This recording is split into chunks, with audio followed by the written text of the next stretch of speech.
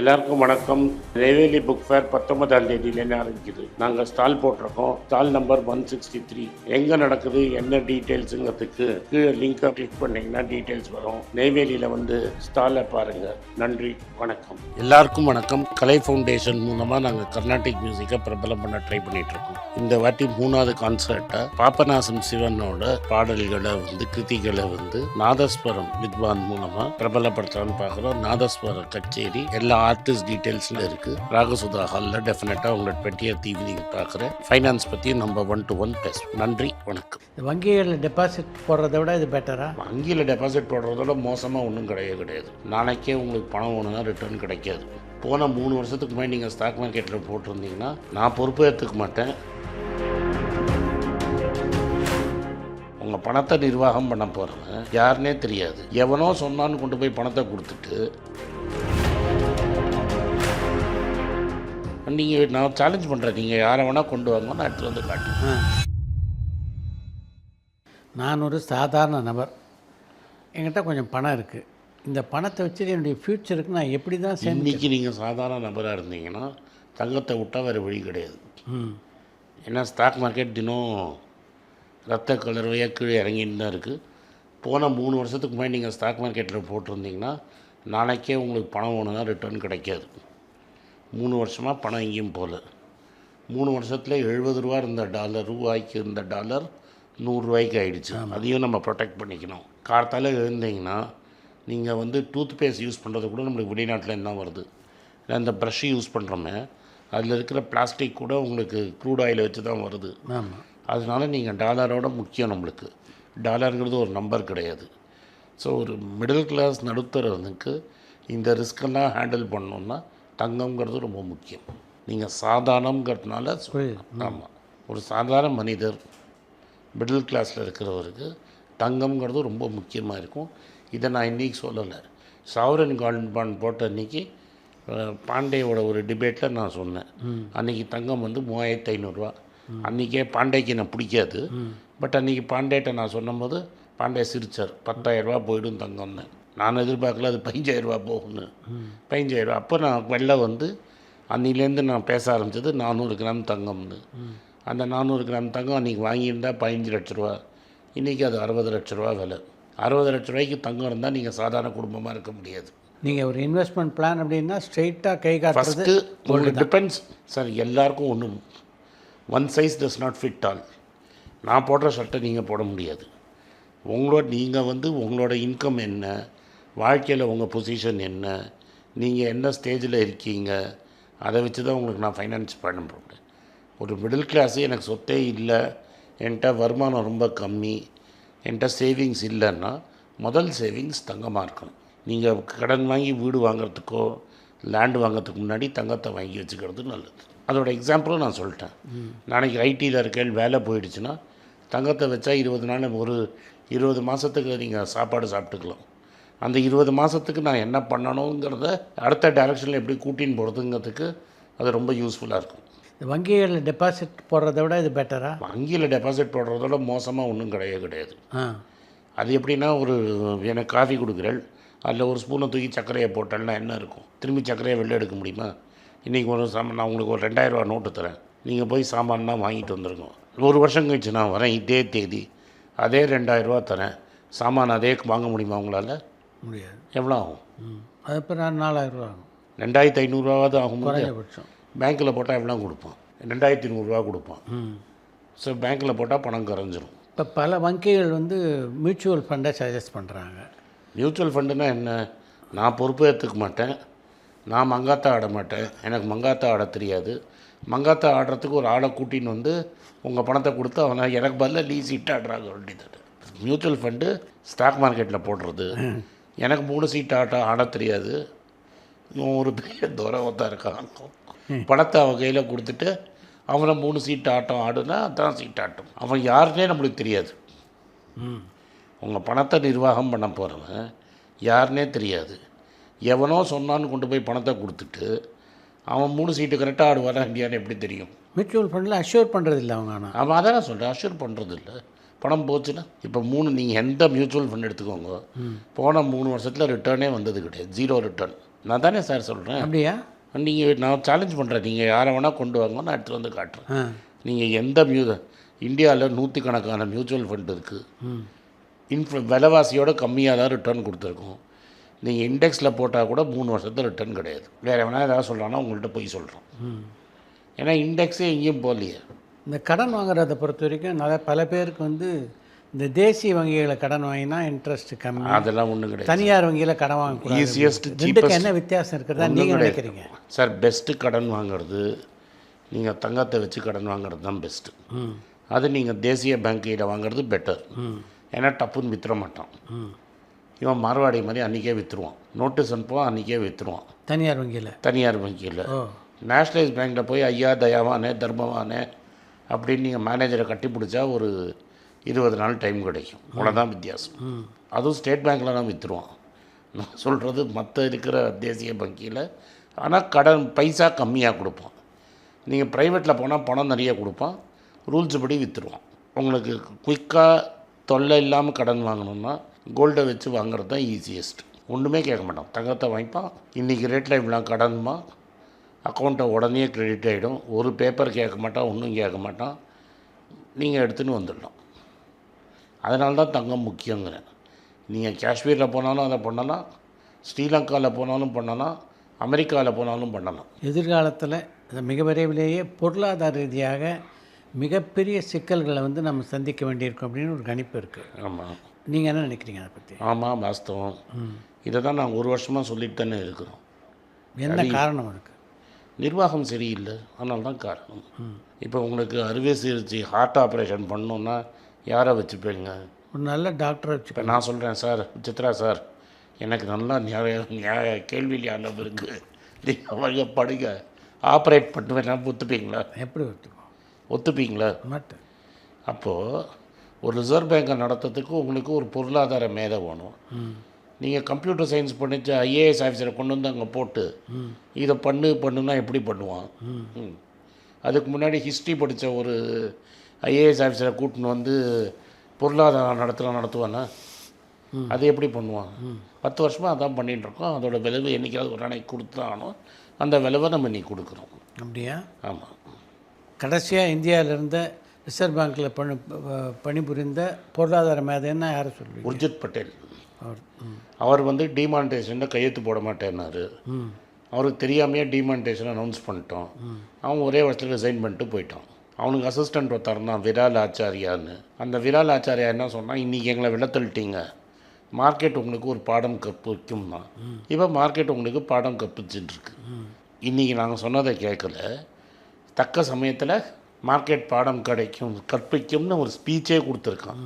Markets will teach you a லெசன்னு ஒரு ரொம்ப ஃபேமஸ் ஸ்பீச்சே இருக்கிறது. இப்போ நீங்கள் மார்க்கெட் உங்களுக்கு காமிச்சிட்ருக்கு. இது நடக்க போகுதுன்னு எங்களுக்கு 6-7 வருஷமாக எங்களுக்கெல்லாம் தெரியும். டிமானிட்டைசேஷன் அப்படி ஏற்படுத்தின ஆபத்தான விளைவுகள் என்னென்னு நினைக்கிறீங்க நீங்கள்? பொருளாதாரமே இல்லாமல் பண்ணிட்டோம் இல்லையா? இப்போ எனக்கு ஒன்றும் கிடையாது. நான் ஃபோன் பண்ணால் பேங்க் மேனேஜர் வீட்டுக்கு கொண்டு வந்து காசை கொடுத்தான். என்கிட்ட கருப்பு பணமும் கிடையாது. இந்த எல்லாமே ஸ்டாக் மார்க்கெட்டு தான். அதில் வெள்ளை பணமாக தான் இருக்கணும். சிறு தொழில் செஞ்சவொன்னா கம்ப்ளீட்டாக ஒழிச்சிட்டிங்க. இப்போ நீங்கள் சினிமாவில் இருந்ததுனால உங்களுக்கு தெரியும் எவ்வளோ பேர் டீ சப்ளை பண்ணவன், கேன்டீன் சப்ளை பண்ணவன்னா, ஆள் காணாமல் போனவன்னா எவ்வளவோ பேர் இருக்காங்க. கடை நடத்த முடியாமல் போனவங்கெல்லாம் பல பேர் இருக்காங்க. ஸோ அது ஒரு முதல் பெரிய தப்பு. அது 2வது கோவிட்டில் ஒரு எமர்ஜென்சி பிளான் பண்ணாமல் 8 மணிக்கு டிவிக்கு வந்துட்டு 4லேருந்து நாட்டை மூடுன்னு சொன்னோம். மற்ற ஊர்லலாம் வந்து கார்மெண்ட் மக்களுக்கு காசு கொடுத்தாங்க. நம்ம ஊரில் கார்மெண்ட் மக்களுக்கு காசு கொடுக்கல. அதில் பல பேர் எவ்வளோ சினிமா காணாமல் போச்சுன்னு உங்களுக்கு தெரிஞ்சிருக்கும். அதுவும் கவர்மெண்ட் தான் தப்பு. 3வது தப்பாக ஜிஎஸ்டியை இம்ப்ளிமெண்ட் பண்ணோம். ஒரு நல்ல ஹெல்த்தியான பேஷண்ட்டை, ஒரு நல்ல ஃபிட்டான ஆளை உங்கள்கிட்ட அனுப்புகிறேன், எவ்வளோ வாட்டி தான் அடிப்பீங்க? டிமானிட்டேஷன் அடிச்சிங்க தாங்கிட்டு ஒரு ஆள் மேலே எவ்வளோ பாறாங்கல் போட முடியும்? அதாவது அக்பர் பற்றி ஒரு கதை சொல்லுவாங்க. அவங்க வளர்த்த தாயார் ஒன்று, இந்த கவர்னர்ஸ் பால் கொடுத்த தாயாரோட பையன் வந்து ரொம்ப தகராறு பண்ணுறான்னு அவனை இழுத்துட்டு போய் இந்த 4th மாடியிலேருந்து கீழே தள்ளினான். அவன் செத்தானான்னு பார்க்கறதுக்கு திரும்பி இன்னொரு வாட்டி போட்டாங்க. ஸோ இப்போ நம்ம என்ன பண்ணோன்னா, ஒரு நல்லா இருக்கிற பொருளாதார கூட்டிகிட்டு போய் டிமானிட்டேஷன் வாடி பார்ப்போமே, டிமானிட்டேஷன் வாடி பார்த்தோம். சரி, அவன் சாவலையா? கொரோனாவில் ஒன்றும் இல்லாமல் கடையை மூடி பார்ப்போமே, செத்தானான்னு பார்த்தோம். இன்னும் சாவலையா? சரி வா, ஜிஎஸ்டின்னு ஒன்று போடுவோம், அதோட அந்த சிறு தொழில் செய்கிறவனை முழுக்க முடிச்சிருவோம் அப்படின்னு முடிச்சிட்டோம். அரசாங்கத்தை பற்றி இந்த விமர்சனம் ஒரு பொருளாதார நிபுணராக நீங்கள் முன்வைக்கிற விமர்சனமா, அல்லது காங்கிரஸ் கட்சியை சார்ந்து நீங்கள் இருக்கிறதுனால வைக்கிற விமர்சனமா? நான் வந்து 2014 முன்னாடி காங்கிரஸ் கட்சியில் இருந்தது கிடையாது. ஸோ நான் காங்கிரஸ் தோத்தப்புறம் தான் வந்தவன். 70 வருஷம் காங்கிரஸ் ஆட்சியில் இருந்தபோது நான் காங்கிரஸ் கட்சியில் கிடையாது, பொது வாழ்க்கையிலையும் கிடையாது. இது என்னோட விமர்சனங்கிறது இது வந்து ஒரு பொருளாதாரம் புரிதல் இருக்கிற வரைக்கும் வந்த கிரிட்டிசிசம். பிஜேபிக்கு மேலே என் மேலே இருக்கிற கிரிட்டிசிசம், நான் ஒரு பிராமணனாக இருந்து அந்த காலத்தில் திக என்ன பண்ணியிருந்து பார்த்துருக்கேன். நான் இன்றைக்கி திமுக அது கிடையாது. இன்றைக்கி திமுக கம்ப்ளீட்டாக மாறிடுச்சு. எனக்கு ஸ்டாலினை பர்சனலாக தெரியும், உதயநிதியை பர்சனலாக தெரியும். இன்றைக்கி திமுக மாறிடுச்சு. அப்போ என்ன மற்றவர்கள் பண்ணுறத நான் இன்னொருத்தனுக்கு பண்ணக்கூடாது. நான் அப்போ வந்து ரிசீவிங் எண்டில் இருந்தோம் நாங்கள்லாம். அப்போ நம்மளாம் நீங்களும் ரிசீவிங் எண்டில் இருந்திருப்பேன், உங்களுக்கும் நீங்களும் ரிசீவிங் எண்டில் இருந்திருக்கேன். எவ்வளோ தூரம் பயந்தோன்னா நம்ம வந்து ஹிந்தியும் சம்ஸ்கிருதமும் படித்து இந்தியா மெட்ராஸில் விட்டு வெளியில் போய் செட்டில் ஆகிற மாதிரி நிறைய பேர் ரெடியாகி நிறைய பேர் வெளியும் போயிட்டாங்க. அப்போ ரிசீவிங்கில் இருந்தவன் இன்றைக்கி நான் வந்து இஸ்லாமியரை அடிப்பேன், நான் கிறிஸ்தவரை அடிப்பேங்கிறது தவறு. அதுதான் எனக்கு பிஜேபிக்கும் எனக்கும் இருக்கிற கருத்து வேறுபாடு. என்னது, எல்லா மனுஷனும் ஒன்று, எல்லா ஜாதியும் ஒன்று. நான் பிராமணனாக பிறந்ததுனால நான் மற்றவனுக்கு மேலே ஒரு கொம்பு எனக்கு 1 இன்ச்சு ஜாஸ்தி மணத்துருச்சுன்னா இல்லை. நான் ஏதாவது சுப்பீரியர் நினச்சேன்னா இல்லை. நான் எவ்வளோ நல்லவனோ என்னோடய இஸ்லாமிய நம்பிக்கை நண்பரும் அவ்வளோ நல்லவன், என் கிறிஸ்துவ ஆளுங்களும் இவ்வளோ நல்லவங்க.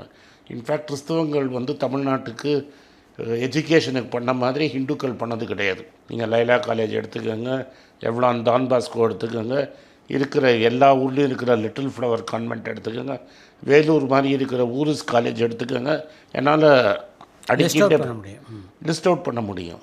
அவங்கள காயடிக்கிறது தப்புங்கிறது என்னோட ஃபீலிங். அடி வாங்கினவன் பொசிஷன்லேருந்து நான் சொல்கிறேன், அடிக்கிறது தப்பு. அதுதான் எனக்கு. நீங்கள் பொலிட்டிக்கலாக பேசணுன்னா அதை தான் பேசணுமே தவிர, பொருளாதாரங்கிறது எங்களுக்கு விஷயத்தை தெரிஞ்சதான் நாங்கள் சொன்னோம். பொருளாதாரம் வேறு, அரசியல் எதிர்ப்புங்கிறது வேறு. இந்த ஈராக் யுத்தம் வந்து மிகப்பெரிய பொருளாதார பாதிப்புகளை இன்னும் ஏற்படுத்த வாய்ப்பு இருக்கா இந்தியாவில்? இந்த ஈரான் யுத்தங்கிறது வந்து ஆல்ரெடி மோசமாக இருக்கிறத நம்மளுக்கு வெளிச்சம் போட்டு காமிச்சிது. நாளைக்கே ஈரான் யுத்தம் சரியாக போயிடுச்சுன்னா இந்தியாவோட பொருளாதாரம் 1.5 மாதத்தில் சரியாகாது. வெளிநாட்டு முதலீட்டாளர்கள் பணத்தை விற்றது 2 வருஷமாக விற்றுன்னு. ஈரான் யுத்தங்கிறது 3 மாதம்தான் இருக்குது. 3 மாதமாக விற்கலை, 2 வருஷமாக விற்றுட்டு வெளிநாட்டுக்கு போயிட்டுருக்காங்க. ஃபோர்டு வந்து மெட்ராஸில் கடையை மூடினது ஈரான் யுத்தம்னால இல்லை, முன்னாடியே மூடிட்டாங்க. ஸோ அதை நம்ம சுயப்பிரதிநிதித்துவம் பண்ணணும். ஃபோர்டு ஏன் மூடிட்டான், ஜென்ரல் மோட்டார்ஸ் ஏன் மூடிட்டான், ஹார்லி டேவிட்ஸ் ஏன் மூடி போயிட்டான், பெரிய பெரிய கம்பெனிகளே இந்தியா விட்டு வெளில போகிறதுங்கிறது நம்ம தான் யோசனை பண்ணணுமே தவிர, ஈரான் மேலே பழிய போடுறது, ஈரான் வார் மேலே பழிய போடுறதுனால ப்ராப்ளம் சால்வ் ஆகிடாது. இல்லை, சிக்கல் ஏற்படுத்துறதுக்கு வாய்ப்பு இருக்கா? இன்னும் பெருசாக சிக்கலாம். ஆல்ரெடி ஒரு மோசமான சுச்சுவேஷனை இன்னும் மோசமாக்கியிருக்கே தவிர ஒரு நல்ல சுச்சுவேஷனை மோசமாக்கலை. 70லேருந்து 90 ஈரான் வாருக்கு முன்னாடியே வந்துருச்சு. ஈரான் வாருங்கிறது 90லேருந்து 97 தானே கொண்டு போயிருக்கு. உங்கள் ரூபாவின் சரிவு ஈரானுக்கு முன்னாடியே 20% சரிவு இருந்தது. இந்தியாவில் எந்த காலகட்டத்தில் பொருளாதாரம் வந்து ஒரே சீராக இருந்ததாக நீங்கள் நினைக்கிறேன்? 2003லேருந்து 2013 வரைக்கும் பொற்காலம். 92லேருந்து 98 ரொம்ப நல்ல காலம். 2001 2003 கூட நாட் பேட். பட் 2003லேருந்து 2013ங்கிறது நினச்சி பார்க்காதான். நான் சொன்னேன், வேலை வாய்ப்புங்கிறது உங்களுக்கு இன்ஜினியரிங் காலேஜில் யாராவது 4ஆவது வருஷத்தில் பையனோ பொண்ணோ டிகிரி பாஸ் பண்ணியிருந்தா ஆள் கடத்துகிற மாதிரி பஸ்ஸு போய் ஆளை கடத்திட்டு இருந்தது. உங்கள் வீட்டையும் கடத்தியிருப்பாங்க அந்த காலத்தில். வேலைக்கு கஷ்டப்படணும், வேலை வாய்ப்பு கஷ்டங்கிறதே அந்த சமயத்தில் கிடையாது. இதை சரி செய்கிறதுக்கு என்ன பண்ணணும்? படித்த ஆளை முதல்ல சீட்டில் உட்காத்தணும். பொருளாதாரம் தெரிஞ்சவன் ரிசர்வ் பேங்க் கவர்னராக இருக்கணும், பொருளாதாரம் தெரிஞ்சவன் ஃபைனான்ஸ் மினிஸ்டராக இருக்கணும். அப்போ தான் முதல் ஸ்டெப்பே அதுதான். 91க்கு முன்னாடி இது மாதிரி இல்லை. 91க்கு அப்புறம் மாறினது. 2015 வரைக்கும் எல்லோரும் அரசாங்கத்தில் இருந்துட்டாங்க. நான் வந்து காங்கிரஸ் கட்சி மட்டும் இல்லை, காங்கிரஸ் கட்சியும் இருந்தது, பிஜேபி வாஜ்பாயும் இருந்தார். வாஜ்பாய் பண்ணும்போது அவருக்கு சி ரங்கராஜன் தான் அட்வைசராக இருந்தார். சி ரங்கராஜன் இன்றைக்கி 94 வயசில் மெட்ராஸ் ஸ்கூல் ஆஃப் எக்கனாமிக்ஸில் இன்றைக்கும் உட்காந்துன்னு இருக்கார். நம்ம சொசைட்டி அது மாதிரி ஆட்களை மதிக்கிறது இல்லை. நம்மளுக்கு சொசைட்டிக்கு வேணுங்கிறது வேறு ஏதோ. அப்போ எப்படி நாடு நல்லாயிருக்கும்? என்றைக்கு படித்தவங்களை மதிக்கலையோ அதுக்கப்புறம் சொசைட்டி எப்படி நல்லாயிருக்கும்? எந்த காலகட்டத்தில் காங்கிரஸில் சேரணுன்ற எண்ணம் உங்களுக்கு வந்து? 2015. காரணம் நான் வந்து நேரு, மன்மோகன் சிங், காமராஜை பார்த்து வளர்ந்தவன். காமராஜ் நான் 10 வயசு இருக்கும்போது காமராஜ் போயிட்டார். நேருவை பற்றி எங்கள் அம்மாவும் அப்பாவும் சொன்னது தான் எனக்கு நேருவை தெரியும். மன்மோகன் சிங் நானே பார்த்தவர். இது 3 பேர்லேயும் எனக்கு ரொம்ப அபார நம்பிக்கை உண்டு. காமராஜ் மாதிரி ஒரு இருக்கணுங்கிறது என்னோடய ஆசை. இருக்க முடியாது. ஒரு மனுஷனாக வாழணும் அப்படின்னா காமராஜ் மாதிரி வாழணும். தோக்குறோமோ ஜெயிக்கிறோமோ அதெல்லாம் அடுத்தது. அந்த காலத்தில் அவருடைய அமைச்சர்கள் இல்லை அப்படி சொல்லி காமராஜர் ஆட்டம், கக்கன் ஆட்டம் மாதிரி இதே மாதிரி இப்போ நம்ம உதாரணம் வந்து இந்த காலத்தில் நீங்கள் கலாமை சொல்லலாம். வாழ்ந்தால் கலாம் மாதிரி வாழணும், இல்லாட்டா வாழறதே வேஸ்ட்டு. ஸோ இது மாதிரி தான் என்னோடய பிலீஃப். ஒரு அளவுக்கு மேலே பணத்தை சேர்த்து என்ன பண்ண போகிறோம்? பணம் திகட்டும். சர்க்கரையை எவ்வளோ தான் நம்ம சாப்பிட முடியும்? ஒரு அளவுக்கு மேலே சர்க்கரை திகட்டும். அதனால் எனக்கு அந்த இழுப்பு உண்டு. காமராஜ், மன்மோகன் சிங், அப்துல் கலாம், வர்கீஸ் குரியன், நம்மளோட ஆரம்பம், எம்எஸ் சுவாமிநாதன் ரிசர்ச்சு, இவங்களெல்லாம் நான் ஃபாலோ பண்ணுறது உண்டு. சின்ன வயசுலேருந்தே இதெல்லாம் படித்து வளர்ந்ததுனால. இந்த PL 480 இப்போ உங்களுக்கு தெரிஞ்சிருக்கும். அதெல்லாம் அரிசி பஞ்சம் தான் நீங்கள் பார்த்துருப்பீங்க. அந்த அரிசி பஞ்சத்தை தீர்த்தது சி சுப்பிரமணியமும் எம்எஸ் சுவாமிநாதனும் எப்படி தீர்த்தாங்க. இதெல்லாம் காங்கிரஸுக்கு தான் சேரும். இந்த புகழெல்லாம் காங்கிரஸுக்கு தான் சேரும். அதே மாதிரி ஒரு இன்டலெக்சுவலாக அகாமடேட் பண்ணுற ஒரே கட்சி காங்கிரஸ் கட்சி தான். நம்ம வந்து தினம் வந்து ஒரு தலைவர் காலில் விழுந்து எழுந்துக்கணுங்கிற அவசியம் கிடையாது. நான் தினம் போய் ஒரு தலைவரை காத்தால் போய் தலைவர் காலில் விழுந்து எழுந்தால் தான் அரசியல் பண்ணணுங்கிற அவசியம் கிடையாது. அப்படிப்பட்ட ஒரு நிலம் மற்ற கட்சியில் இருக்கிறதா நினைக்கிறீங்களா? டெஃபினட்டாக என்னை கூப்பிட்ட ஜெயலலிதா தான் ஃபஸ்ட்டு என்னை கூப்பிட்டாங்க. ஒரு டிவி விவாதத்தில் ஒரு எம்எல்ஏ தான் என்னை கூப்பிட்டாரு. நான் அப்படியே சொல்லிட்டேன். அப்போ இதோட நான் வெயிட்டு ஜாஸ்தி. நான் வந்து தோட்டத்தில் விழுந்து என் காலில் விழணும்னு வைங்க, கீழே இருக்கிற ஃப்ளோரு நான் என்னோடய வெயிட்டுக்கு விழுந்து ஏதாவது அவங்களோட டைல்ஸ் ஏதாவது உடஞ்சிருச்சுன்னா அவங்களுக்கு கஷ்டம், நம்மளுக்கும் அவங்களுக்கும் ஒத்து வராதுன்னு நான் சொல்லிட்டேன். என்னை கூப்பிடாத ஒரே கட்சி காங்கிரஸ் கட்சி தான். எப்படி இருக்குது இந்த அரசியல் பயணம்? நான் வந்து என்ன பண்ணேன், நான் அரசியல் பயணம் தான் எனக்கு என்ன, இப்போது பொருளாதாரத்தில் வர தவறுகளை சுற்றி காட்டுறது தான் என்னோடய வேலை. எல்லோரும் என்ன நினைக்கிறாங்க, நம்ம அப்போசிஷனில் இருக்கிறதுனால நம்மளுக்கு ஒரு பெரிய அவமானம்னு, 3 எலெக்ஷன் தோத்துட்டீங்கன்னு. நீங்கள் என்ன புரிஞ்சுக்கணும், ஜனநாயகத்தில் அரசாங்கத்துக்கு எவ்வளோ பொறுப்பு இருக்கோ அதோட ஈக்குவல் பொறுப்பு வந்து அப்போசிஷன் எதிர்கட்சியில் உட்காந்துட்டு இருக்கிறவனுக்கு அவ்வளோ பொறுப்பு இருக்குது. ஒரு அரசாங்கம் என்ன தவறு செய்யறது அப்படின்னு மக்களுக்கு எடுத்து சொல்ல வேண்டியது ஒரு எதிர்கட்சியோட பொறுப்பு. மக்களுக்கு எங்களுக்கு அந்த பொறுப்பை கொடுத்துருக்காங்க, அந்த பொறுப்பை நான் ஒழுங்காக செய்யணும். அந்த பொறுப்பை நான் ஒழுங்காக செய்கிறேனா இல்லையான்னு மக்கள் தான் சொல்லணும். தமிழ்நாடு காங்கிரஸை பொறுத்த வரைக்கும் மிகப்பெரிய குழப்பங்கள் இருக்குது. அதை பற்றி ஒரு குழப்பம் வந்து என்னை பொறுத்த வரைக்கும் நான் அந்த கட்சியில் சத்தியமூர்த்தி பவனில் 2015 இருக்கிறேன். நீங்கள் வந்து ஜனநாயகம் வெளியிலேருந்து நீங்கள் பார்க்கறதுக்கு குழப்பங்கிறீங்க. ஏன்னா தமிழ்நாட்டில் மற்ற கட்சியிலலாம் எப்படின்னா, எஸ்பெஷலி இந்த ரீஜனல் பார்ட்டிலாம் ஒரு தலைவனுக்கு அடியில் யாருமே பேச முடியாது. ஒரு ஜனநாயகமாக யாரும் பேசுகிறது கிடையாது. காங்கிரஸை பொறுத்த வரைக்கும் எல்லோரும் அவங்க கருத்தை சொல்லலாம். ஒரு பேசிக்கான ரூல் என்ன, நீங்கள் வந்து செக்யுலராக இருந்தீங்கன்னா, தட் இஸ் ஜாதி ரிலிஜன் நம்ம இல்லாமல் இருந்தால் எல்லோரும் அவங்க கருத்தை சொல்லலாம். அந்த கருத்தை ஏற்றுக்கிறாங்களோ அந்த கருத்து சுதந்திரம் தமிழ்நாட்டில் வேறு எந்த கட்சியிலையும் கிடையாது. எங்கள் கட்சியிலேயே டிவிகேவோட போகணுமா திமுகவோட போகணுமான்னு ஒரு பெரிய டிபேட் நடந்தது. நான் அந்த டிபேட்டில் இருந்தேன். அந்த டிபேட்டில் முக்கால்வாசி பேர் விஜயோட போகணுன்னு தான் சொன்னாங்க. நீங்கள் என்ன சொன்னீங்க? நான் சொன்னது 2 விஷயம் சொன்னேன். கட்சிக்கு இப்போ இம்மீடியட்டாக லோக்சபா முக்கியம்னா திமுகவோட போகணும். கட்சி காங்கிரஸ் திரும்பி வளரணும்னு நினச்சதுன்னா, லாங் டேர்மில் கட்சி வளரணும்னா டிவிகேவோட போகணும். ஏன்னா அரசியலுங்கிறது மாறிடுச்சு. நீங்கள் டிவிகேவோட தான். ஆனால் என்ன பொறுப்பு அப்படி எடுத்த பிறகு கூட எல்லோரும் பேசினோம். டெல்லிக்கு ஒரு 42 பேர் டெல்லிக்கு போனாங்க. எல்லோரும் 42 பேரையும் கருத்து கேட்டாங்க. அந்த கருத்துக்கு அப்புறம் ஒரு முடிவு எடுத்தாங்க. அந்த முடிவை நாங்கள் ஏற்றுன்னு தான் போனோம். இல்லை எந்த கட்சியிலே இது மாதிரி பண்ண முடியும்? நான் ஒரு சர்வாதிகாரத்தில் ஒரு சரியான போக்கா அங்கேருந்து 42 பேர் போய் டிவிகேவோட சேரணும்னு பெரும்பாலான 42 பேர் சொல்லும்போது 42 பேரும் டிவிகே தான் சொன்னாங்கன்னா நம்மளுக்கு தெரியும். சொல்லலை பெரும்பாலான அவர் இங்கே அது இப்போ நீங்கள் புரிஞ்சுக்கணும். 42 நீங்கள் பெரும்பாலான அப்படி சொல்லலை. 76 பேரில் வந்து டிஸ்ட்ரிக்ட் பிரசிடெண்ட்டு, எவனும் எலெக்ட் ஆகாதவன், ஒரு டிஸ்ட்ரிக்ட்டுக்கு பிரசிடெண்ட்டாக இருக்கிறவன். அந்த 42 பேர் போனவன் எம்பி எம்எல்ஏ வேறு எலெக்டடு, அவன்தான் தேர்தலை சந்திக்க போகிறான். நாங்கள் தேர்தலில் வேலை செய்ய போகிறவங்க. தேர்தலில் சந்திக்கிறதுங்கிறது சாதனை. இப்போ நான் 2014 தேர்தல் பார்க்கல, அதுக்கப்புறம் நிறைய தேர்தல் பார்த்துட்டேன். 2016 பார்த்துட்டேன், 2019 பார்த்துட்டேன், 21 பார்த்துட்டேன், 24, 26 இப்படான் தேர்தலில் பார்த்ததில், தேர்தலில் நிற்கிறச்ச ஒரு ஆளுக்கு டிக்கெட்டு சீட்டுன்னு கொடுத்துட்டானா அவன் தனி மனிதன். அதுக்கப்புறம் கட்சியே அவனுக்கு ஒன்றும் பண்ணாது.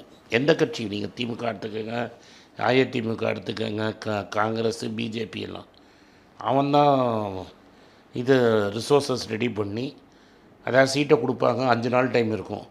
5 நாளுக்குள்ளே ரிசோர்ஸஸை பெரட்டி கூட்டணி கட்சிகள், இப்போ தமிழ்நாட்டில் கூட்டணி கட்சியெலாம் முடியவே முடியாது.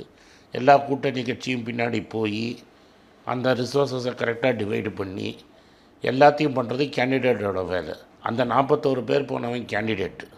அந்த கேண்டிடேட்டில் என்ன சொன்னாங்க, எதுக்கு சொன்னான்னு நம்மளுக்கு தெரியாது. அப்போ லாஜிக் என்ன வந்ததுன்னா, டெல்லியில் என்ன லாஜிக் எங்களுக்கு சொன்னாங்கன்னா, இந்தியா கூட்டணிங்கிறது வந்து ஒரு 140 பேர் இருந்தாங்க. அதில் திமுக ஒரு பெரிய அங்கத்தில் இருந்தது. எது, டெல்லியில் எங்களுக்கு ஒரு பக்கபலம், காங்கிரஸுக்கு ஒரு பக்கபலமாக திமுக இருந்தது. அந்த 20-25 எம்எல்ஏ எம்பிகள் எங்களுக்கு தேவைப்படும், அதுதான் காரணமாக சொல்லப்பட்டது.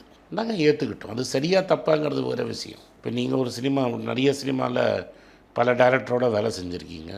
நீங்கள் டைரக்டருக்கு ஒரு ஐடியா கொடுக்குறீங்க, டைரக்டர் எடுத்துக்கிறாரா மாட்டாரான்னு டைரக்டரோட ஐடியா.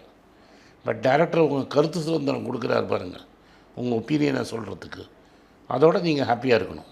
நான் ஓட்டிடுவேன், நான் போய் தமிழ் மக்கள்கிட்ட ஓட்டு கேட்டால் அவனுக்கு ஓட்டு போட போகிறது இல்லை. ராகுல் காந்தி வந்து கேட்டால் தான் ஓட்டு போட போகிறாங்க. ஸோ ஓட்டு வாங்குறது அவர். ஸோ முடிவெடுக்க வேண்டியது அவரது. ஒப்பீனியன் சொல்ல வேணால் நாங்கள் போகலாம். பட் ராகுல் காந்திக்கும் அந்த அபிப்பிராயம் இருந்ததானே பரவலாக வெளியில் போயிடுச்சு. நான் ராகுல் காந்தியை கேட்கல சார், எனக்கு தெரியாது. டிவிக்கே ஜெயிக்க போகிறது சார், லேண்ட்ஸ்லைடுன்னு சொன்னார். இதுக்கு நடுவில் என் ஒய்ஃப் வந்து இந்த ஒரு வாட்டி மாற்றி போடுவோமே,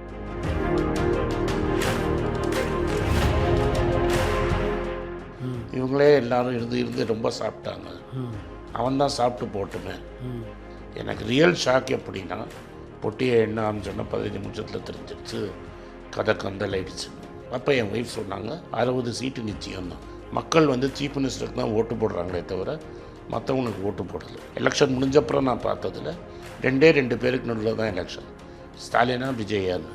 அதில் விஜய் வெற்றி பெற்றார். எல்லாருக்கும் வணக்கம். குழந்தைங்களுக்காக ஃபைனான்ஷியல் லிட்ரஸி, மணி ஃபார் நத்திங்னு 2வது பார்ட்டு. அண்ட் இதில் வந்து செக் எழுதுறது எப்படி, டெபாசிட் எழுதுறது எப்படி, பணம் எப்படி வந்தது, பார்ட்டர்லேருந்து டிமானிட்டைசேஷன் வரைக்கும் எல்லாத்தையும் கவர் பண்ணியிருக்கோம். உங்கள் குழந்தைங்க அப் டு ஏஜ் 10-12க்கு ரொம்ப யூஸ்ஃபுல்லாக இருக்கும். இந்த புக் இப்போதைக்கு ஒரு ஸ்பெஷல் ப்ரைஸில் 450 ரூபாய்க்கு கொடுக்குறோம். இதை யூஸ் பண்ணிக்கோங்க. நன்றி, வணக்கம். moneypage.com வெப்சைட்டை சப்ஸ்கிரைப் பண்ணுங்கள். ஒரு வாரத்துக்கு 4 ப்ரீமியம் ஆர்டிக்கலும், ஃப்ரீ ஆர்டிகல்ஸ் ஒரு 10லேருந்து 15 நாங்கள் போடுறோம். இது சப்ஸ்கிரிப்ஷன் ஒரு மாதத்துக்கு 99 ரூபா தான். இங்கே சொல்கிற கான்செப்ட்ஸை கிரேட்டாக எக்ஸ்பேண்ட் பண்ணி போடுறோம். நீங்கள் படித்தீங்கன்னா உங்களுக்கு யூஸ்ஃபுல்லாக இருக்கும். நன்றி, வணக்கம்.